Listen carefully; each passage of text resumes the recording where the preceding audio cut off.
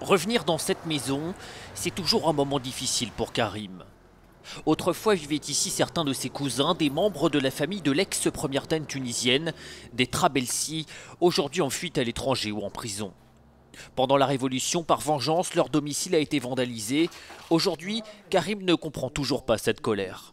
Je ne vais jamais comprendre leur colère parce que... Bon, il y avait une vie ici.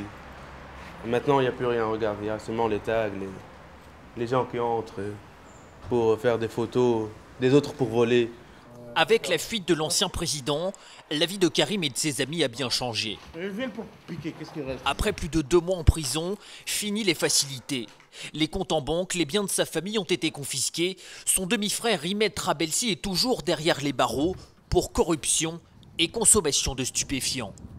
Cette situation est injuste aux yeux de son ami Sabri, l'un des derniers à être resté fidèle à la famille déchue qui régnait autrefois en maître sur la Tunisie.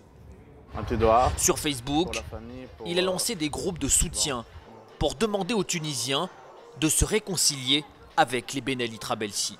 Pour eux, Trabelsi, c'est un voleur. D'accord, là on est dans un café public. Et si on passe à n'importe quelle personne, on lui dit Karim, donc là ils vont dire « Ah, je le connais, c'est un voleur. Si je l'attrape, si je... » Et là, il est là. Donc tu as vu, c'est juste par le nom. Pour eux, il a le nom de Trabelsi, donc on doit l'attraper, on doit l'attaquer, on doit le mettre en jugement, on doit brûler sa maison. Et c'est ce qui me tue en fait. Mais les Tunisiens ne semblent pas disposés à pardonner aussi rapidement 23 ans de dictature. La preuve avec ce meeting en province de Kamel Morjane.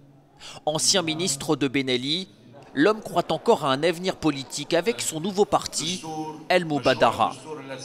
Dès les premières minutes, au fond de la salle, des slogans hostiles commencent à fuser. Le service d'ordre du parti tente de contenir des dizaines de manifestants. Le meeting du dignitaire de l'ancien régime tourne à l'affrontement. On n'a plus envie d'eux, qu'ils aillent ailleurs. On a des gens de l'ancien système qui voulaient bien être toujours là. Nous, on voulait bien les dégager. On veut une nouvelle démocratie, une nouvelle liberté.